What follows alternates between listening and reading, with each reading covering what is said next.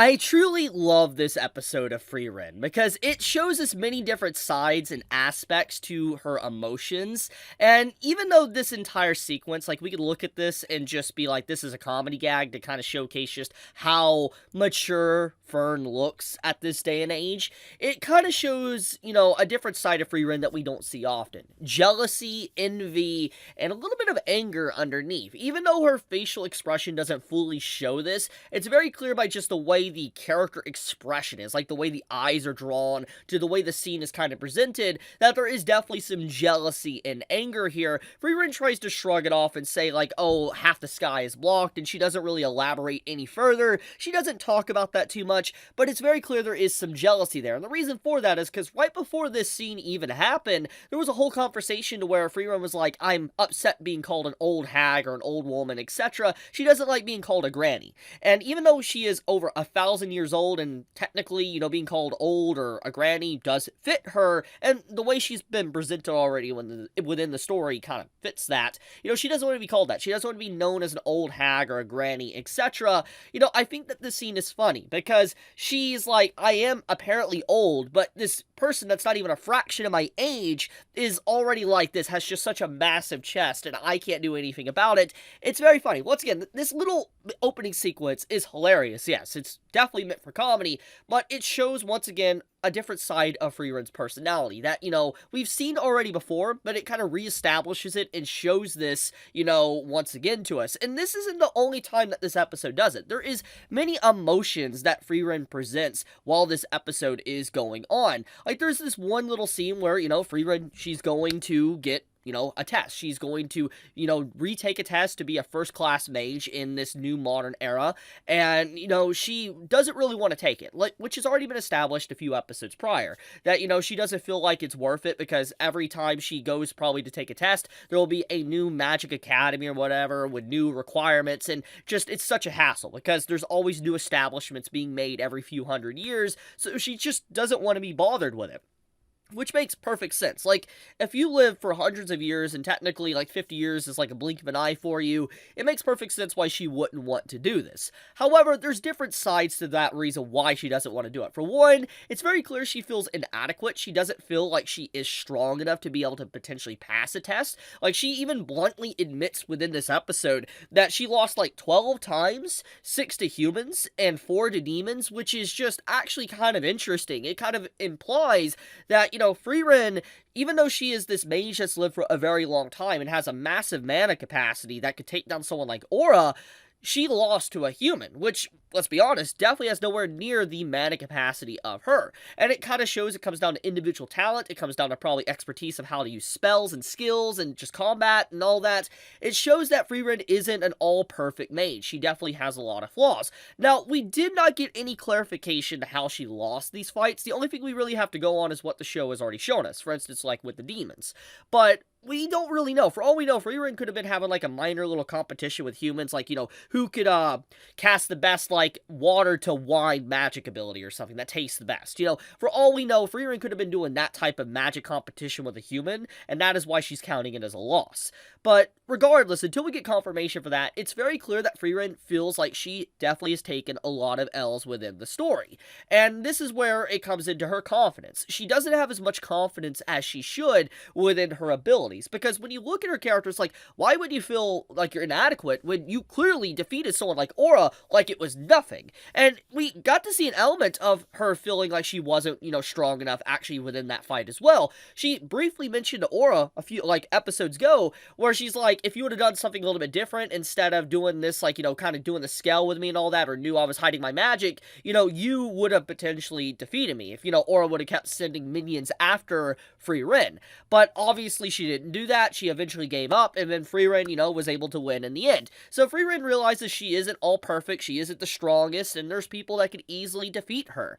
And I think that makes her very humble, but also it shows why she's been so against wanting to take the magic test, because she feels like she might not be able to pass it, even though it's very apparent by the way this episode is presented that she would pass it with flying colors, and let's explain that. For one of the characters that's introduced into this episode is this new girl that has greenish hair, and she is a mage. And it's established that, we have Kraft, or I think his name is Kraft, this old hero that appears to save these bandits, and he basically mentions to this girl, like, you're a killer. You have the eyes of a killer. You are definitely not a good person. And, he's just like, yeah, it's very clear you're doing it for self-defense, but, she's malicious. She'll kill you and rip you apart. And it's implied before this scene even happens that she was kind of behaving, or people around her were behaving, because Aura was around, aka the one Frieren got rid of. And so a lot of people are staying in line and stuff, and most likely this first class mage was also staying in line because of everything. And Frieren comes in and demolishes. So it implies, in terms of strength level, Frieren is probably definitely above this new girl. But that does not stop the fact, though, that she can be very crafty, because she is good at killing people, so to speak. We have already seen it, because, Kraft even mentioned it within this episode. So, we do fundamentally know that probably, when it comes to this test, Frieren is going to be able to easily demolish it. But the question is will her teammates be able to keep up? Which is kind of the big hurdle that Frieren needs to overcome in the second half of the episode. Now, back into the emotions, I want to talk about this medallion, or this necklace that Frieren has been showcasing every few episodes. At first glance, you look at it, it's like, yeah, it's this old little emblem that she got when she took a test like hundreds of years ago, and nobody recognizes it besides a certain few. Like, this guy in the background recognized it. We didn't get any confirmation of just how insignificant or important this was, but it's very clear that it holds a lot of status. And the point of the matter is that Frieren, as a character, she looks at this necklace as a status, or vanity, so to speak. She takes a lot of pride in it. And, when people try to mock it, it seems like she might not care too much, but it's clear she cares about it, because she always is quick to show it off that it's an accomplishment she made. She feels like she managed to overcome something, which shows that she felt powerful. She feels like, yeah, I did. I managed to overcome this task to become very strong or whatever, and she felt proud within her own capabilities. And so when you see the flashback with, Himmel and all them talking about the medallion or the necklace, they talk about, like, it doesn't matter, you're an incredible mage, you have nothing to prove. Frieren walks off and says, like, you all will be dead eventually and all that, I have this. And it was kind of brief little showcasing of vanity from Frieren, that, she's happy to have this status, and she wants something around that people can know that she exists. It's kind of like the statue stuff with, like, Himmel. For instance, how statues are made of him, and as ages pass, hundreds of years pass, statues will be there to show that Himmel actually was around. And in this case, the only thing that really will be remembered of Frieren when she finally does pass will be this medallion, because it's been around for her. It's her legacy, so to speak. So that's why she harbors it with such emotion, because it's the equivalent of a statue.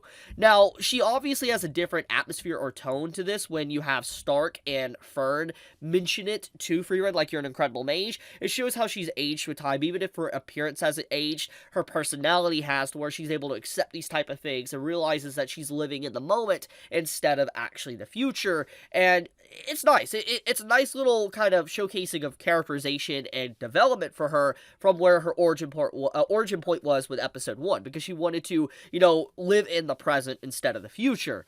So yeah, really good stuff here on display with Frieren's character. Now, with all that said, we have this second half where these girls are introduced that are clearly, like, nowhere near the same level as, like, Fern is or Frieren, but, we have Frieren having to kind of, put them in line and all that, try to teach them and stuff, and, most of this episode has Frieren making this expression, and it's very clear this expression is her just not knowing what to say, and she's a granny. And I love this, because it goes back to the beginning of the episode, where she doesn't want to be called a granny, she doesn't want to be called an old woman or whatever, and it's clear that her very reaction of how calm she is, she's this mentor-apprentice-like figure, or not apprentice, she's a mentor-teacher-like figure that is giving a good atmosphere to these kids around her, and she's teaching them. She's teaching them how to use magic a lot better, and how to overcome this trial, and I like the vibe Frieren gives off. It's very cute, very adorable.